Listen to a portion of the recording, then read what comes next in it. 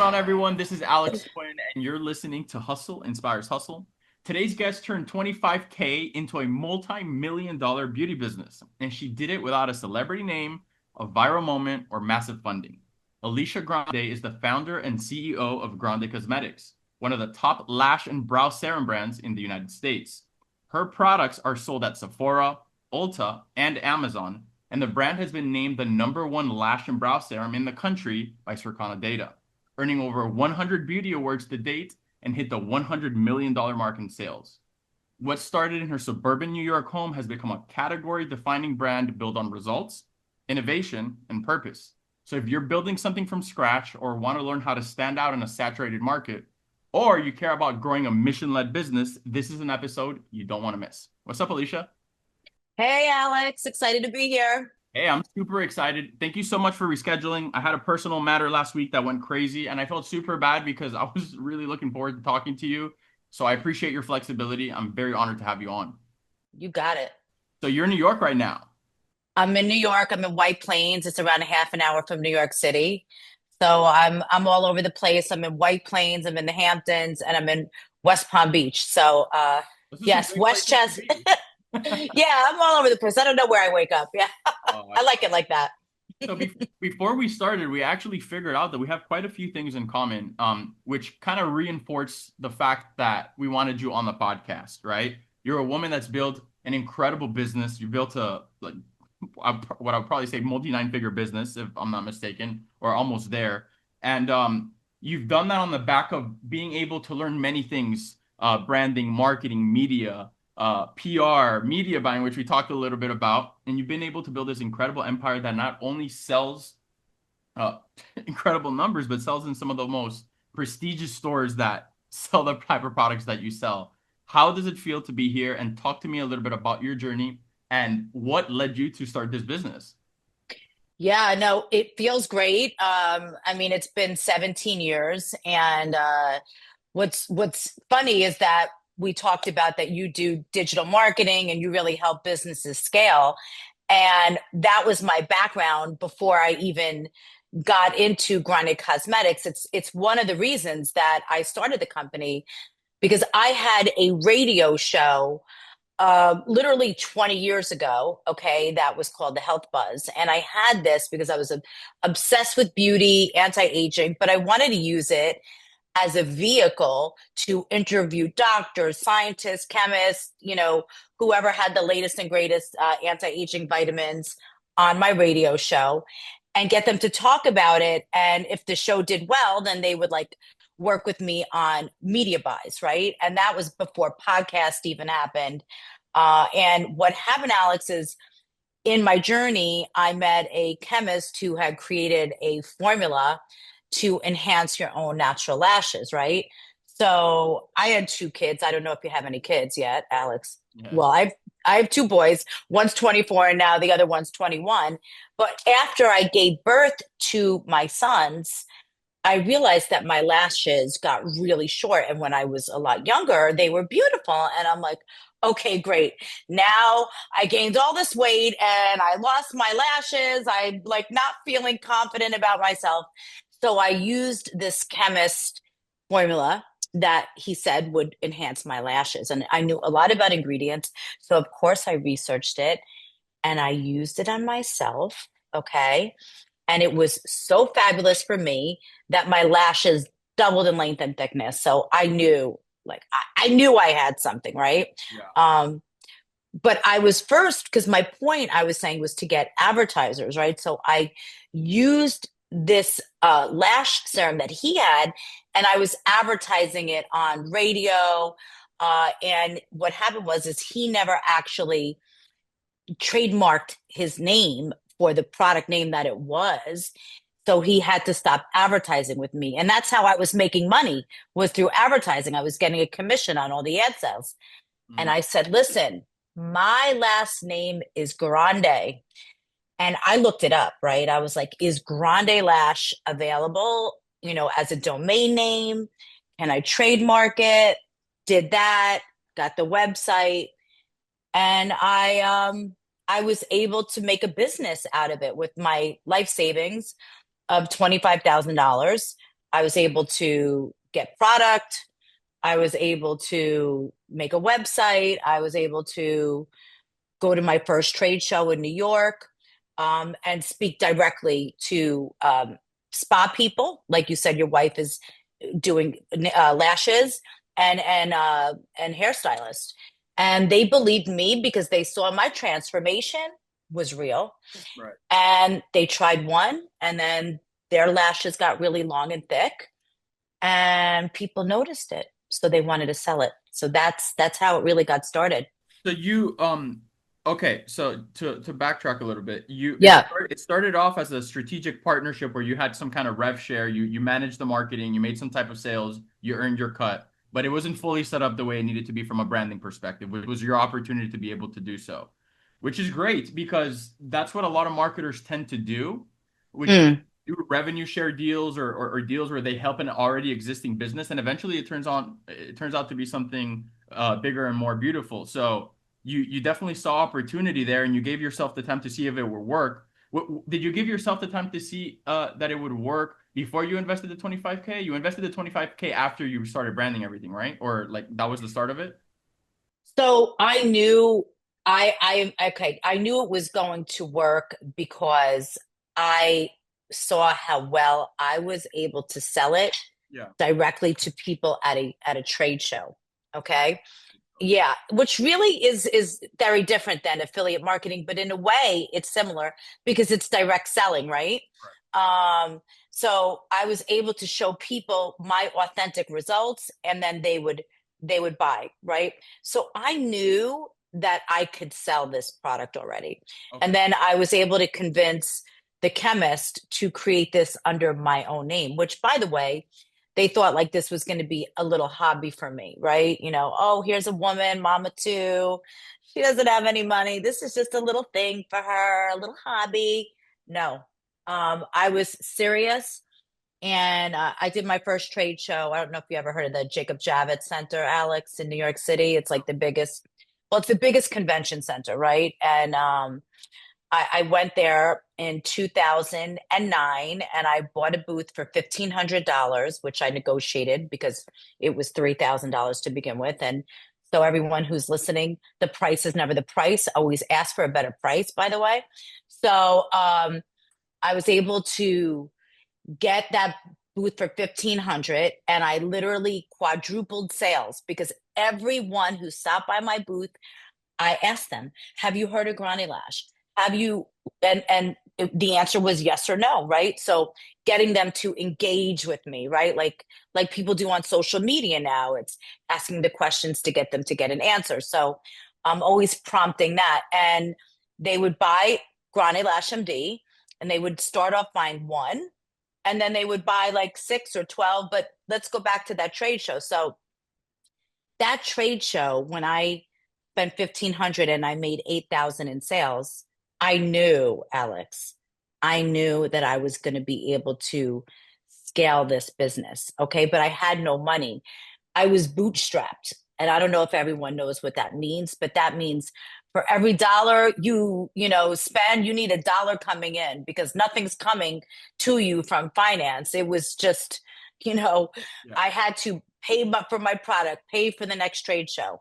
And I sold $8,000. This is a crazy story. So my husband, who was in finance for 15 years, lost his job the actual moment the show was over. And I said, Frank, the show is over. I did 8,000 in sales. This is a gold mine. I got this.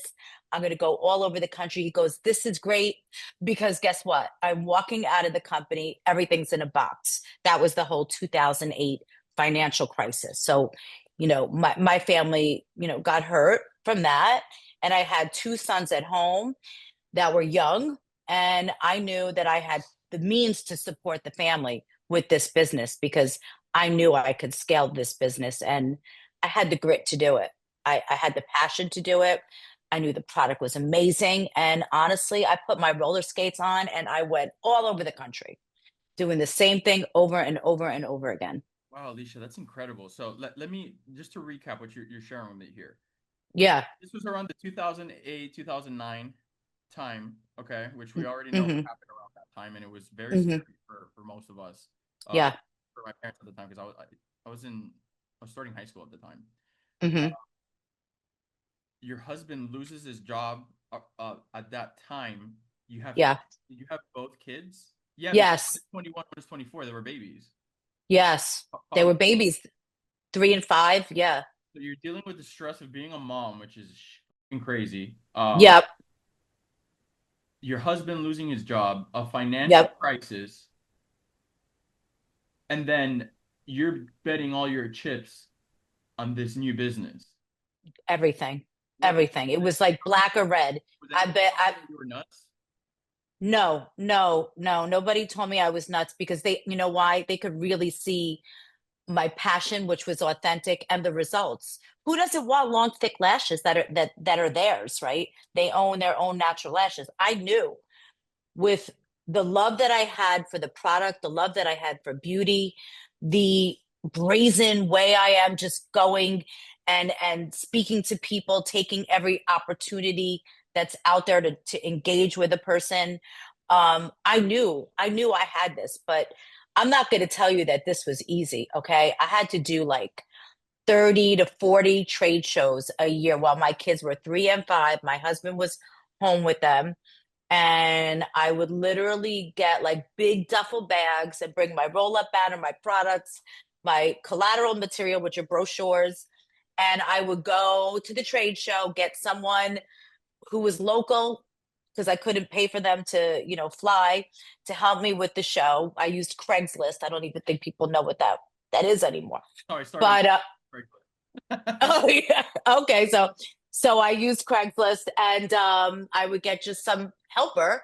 And every show I did was a way to get more people using the product and make a little money and build and build and build. And it took a year and a half until I actually saw I was in the green, where I was seeing money and I was able to take that money and then start actually advertising. And it wasn't just me, going only hustling to trade shows. Then I would start doing more things where I was able to build more brand awareness through marketing. What was your biggest, what was your first breakthrough in marketing? I would actually say, I mean, if you don't think that the trade show, because I think people can't do trade shows that much anymore. Let's see, the biggest breakthrough that we had, because again, I started 17 years ago. Yeah, once you were in the green after like a year and a half of trade show, uh, Yeah. was there anything specific in like marketing or PR, influencer, social media that kind of just was a super noticeable bump that you said, "Wow, this was a defining moment." Yeah, I mean, back then, digital marketing wasn't really a thing, Alex. We were doing like a lot, and neither were influencers. So we did a lot of print, believe it or not, through trade print, through beauty, through salon and spa, which gave us a lot of brand recognition at the shows because it was very targeted. I would advertise in the magazine before the show, after the show. And then they would see me at the show to visit me at the booth. And they would say, I saw this in the magazine. So that, yeah. So that's when print was really a thing, you Yeah. know? And it gave you some credibility. So I was waiting for the moment that I would be able to spend money on some of those trade magazines because when I was very trade show driven, and that's where people at the trade show advertised. Yeah. So it really was like 360. Yeah. What would you, Alicia, what would you say to a business owner who's doing, I don't know, 500K to $1 million a month? They're at that mark. They haven't broken through yet, maybe a 15, $20 million a year mark. They've been doing it maybe the old school way. Um, they're hesitant to spend on PR and marketing or new ad channels, maybe a little bit of influencers, trade shows. How important do you think it is for a brand to invest into those areas that I just discussed to be able to hit $100 million mark? Is it possible to do so without adding some of those variables that I just mentioned?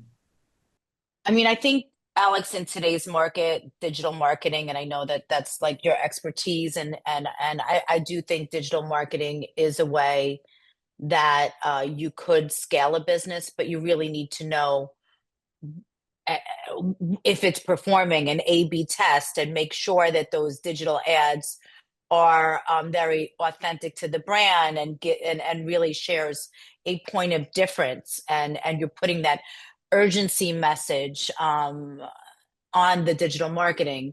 So if you could find the right mix and make sure that you're marketing to the right demographic. You should definitely be testing different demographics.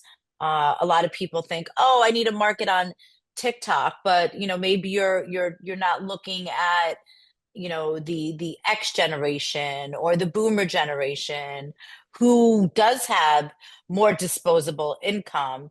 And actually, not only do they have more disposable income, but they are also, they stay with a brand. They're not like jumping from brand to brand with just like what's the next dupe so I could save money on, a product that I like.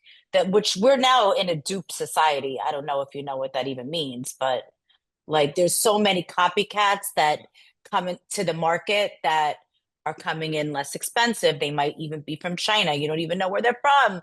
And people are buying things not even knowing if it's like a real company anymore. So that's the society we live in. And I think that's where if you look at like millennials, Gen Alpha, this is like this is kind of they don't think about the legacy brands, which now Grande Cosmetics is actually a legacy brand in the lash and brow serum category because we are the number one lash and brow serum, and I've been beating that drum for 17 years. It takes a while. I'm glad you are. And look, what I'm taking away from what you're saying here is that it's important to market and put yourself out there, but you need to know who you're speaking to and where you're speaking to them, what your message is like, and what their actual problems are. You don't want to go aimlessly throwing money at marketing in whatever channel you're marketing in if you really don't know what your message is. So I think that's very important. And that's something that a lot of people overlook. They begin their business, they think they're going to sell to a certain person, to a certain demographic in a certain area.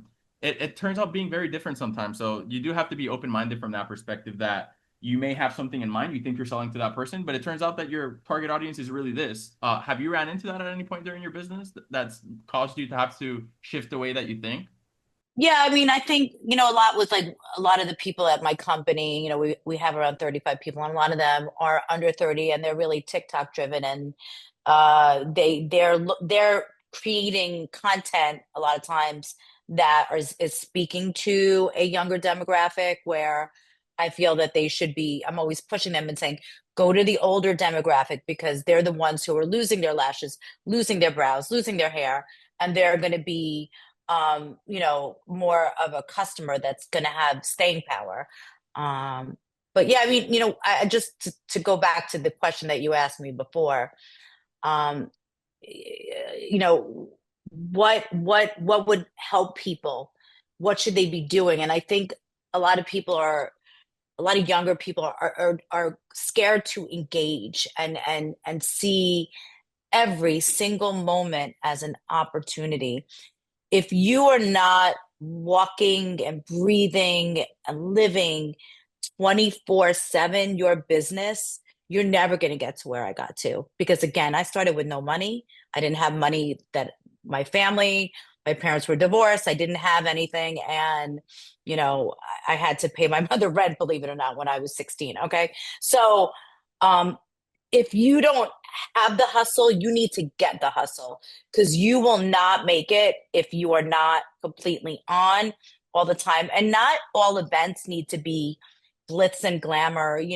Sometimes just like if you're trying to work with the certain other influencers, because that's a big thing now, do smaller events. Try to do some fun things, just meeting people, always engaging, always going to networking opportunities. You got to get out there and shake hands and kiss babies, like it constantly.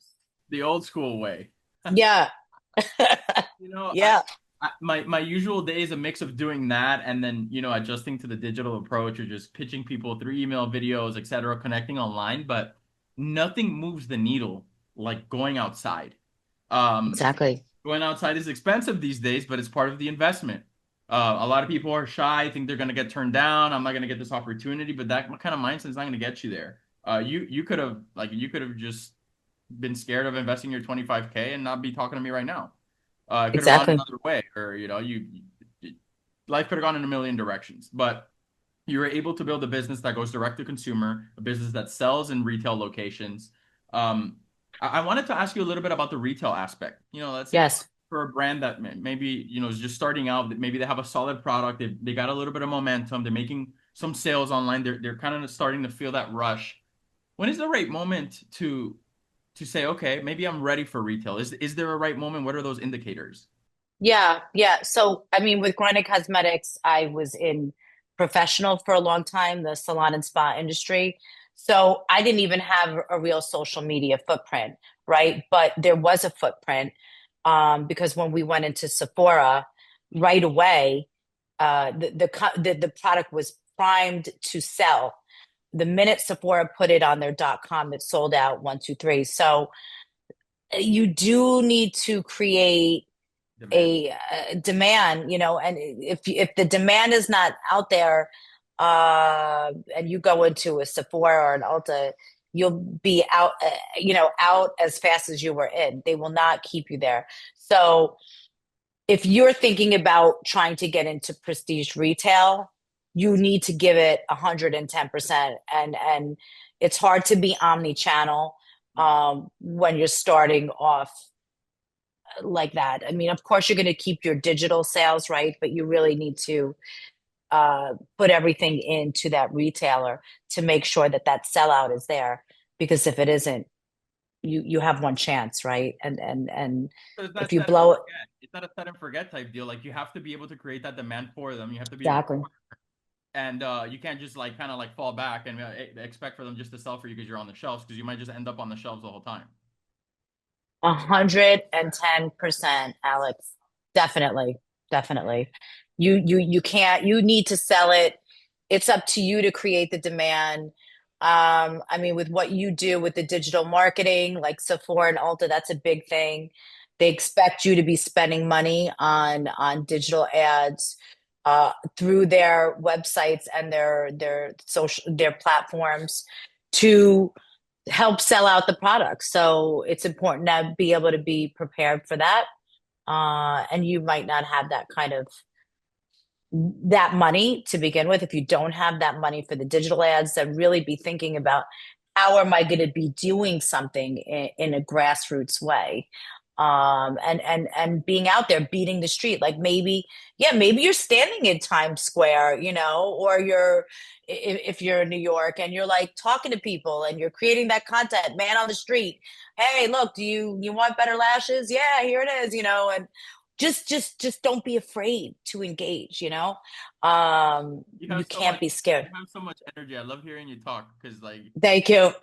you can feel the passion and the experience. You know. I wish my kids would would take after me a little bit. It's funny because my son just walked in, and when he was young, I took him, I think he was 8 years old. I took him to I had these sunglasses too, because I would always do little ad hoc things because I wasn't making that much by then.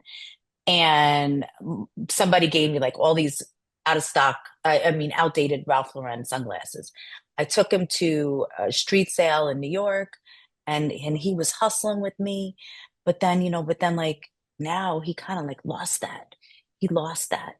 And he just graduated college. And I'm like, I see a lot of his friends. They just don't know how to get out there and just be a shark. And you have to be, because you will never succeed if you don't believe in yourself Yeah. and you're not, you have to believe in yourself. What do you think has changed? That maybe there's a lot more fear out there right now, or maybe to an extent insecurity. Um, Anxiety, hmm, insecurity. I think because, I mean, there's studies done on this that people who are young, I mean, young males, they're not even engaging as much with women. It's crazy, but they're the I've heard. social media. Yeah. It's true. Yeah.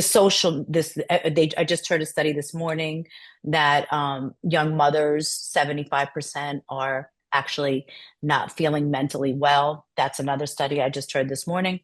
But what has changed? The phone is this little guy right here. This and the Blessing and a curse. scrolling, Blessing and a curse. it, a blessing and a curse because we don't know how to get away from it. And even when you see people out, they're like not eye contact. They are looking at their phone, right? So when you don't know how to develop, you don't have that muscle developed, you're it's hard to be very successful. They're really going to have a lot of money and depend on digital marketing because and create ads because they're not going to be able to do what I did Sales. with Yeah, the people, the talking, the relationships.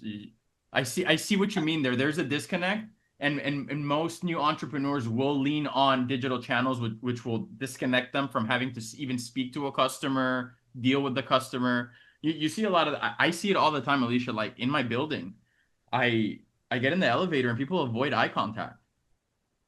I know. It's the I weird. was in It's like what's it's happened to everybody. Like it what wasn't ha- before.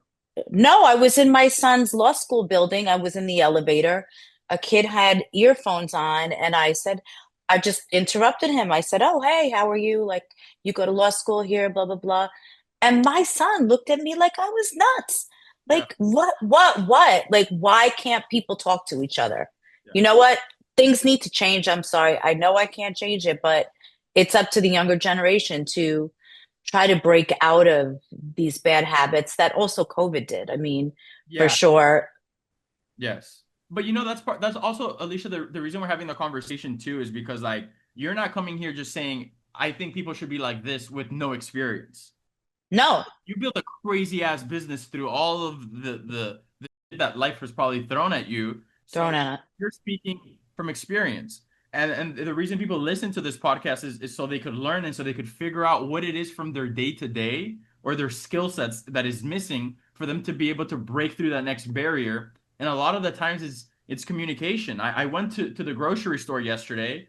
I was buying Hmm. some water, and I the girl's ringing me up, and I'm like, "Hey, how you doing?" And the first thing she did was look away, and I was like, "Holy she just Yep. literally and then I didn't say anything, and like it's getting worse. So one of my missions behind this, behind the books that I publish, the things that I do is to show people that we can do it. We could use a lot of these tools, and yes, we could maybe adapt to people's new way of thinking, and we could be, we could be open minded, but there's still the basics.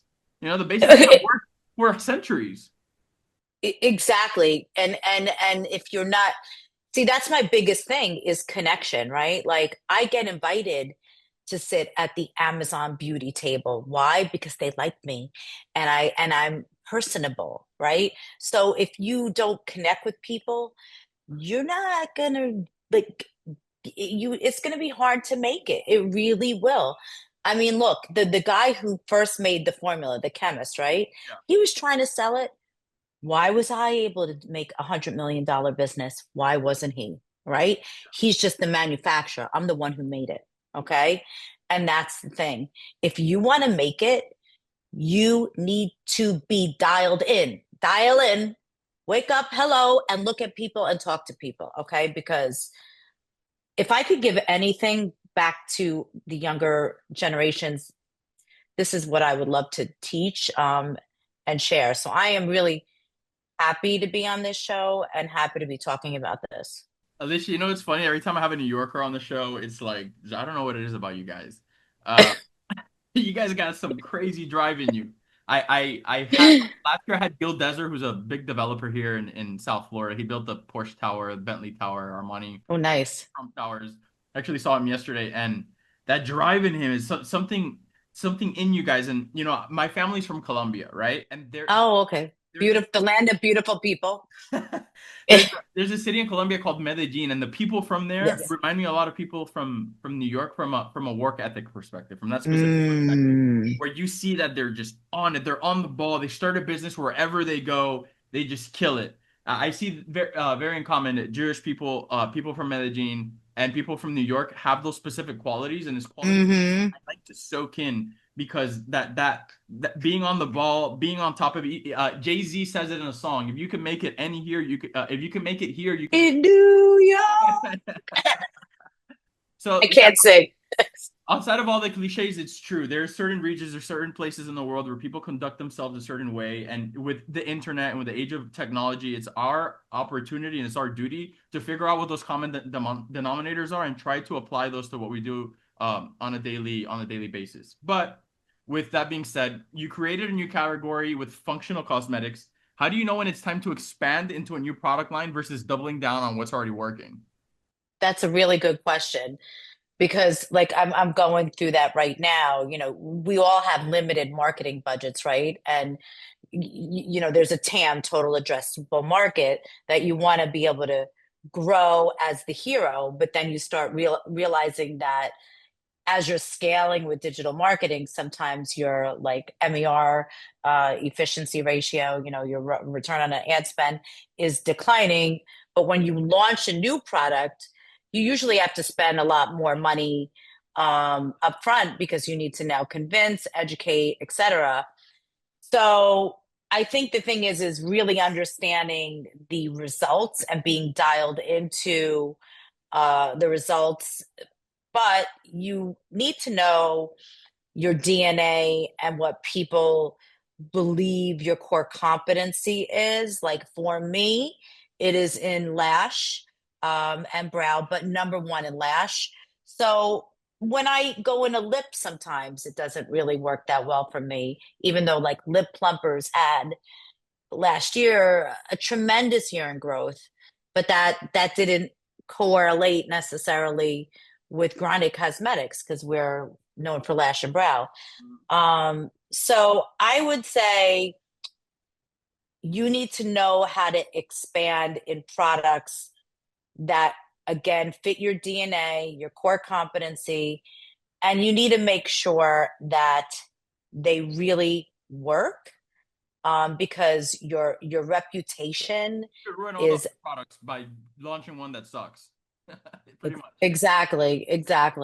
I mean, and you also don't want to take away time from the marketing and not only the marketing but opportunity cost. That's what I was thinking about, because when you're putting time into something else, you're losing that opportunity to put it in maybe your hero products, right? So we need to think long and hard before we just do launch after launch, even though retailers are like, launch more, what's new? And even everyone in on social media wants to see what's the hot new thing. But that doesn't always correlate into increased Profitability, sales, sales, and growth. profitability. Yeah. Yes, you got it.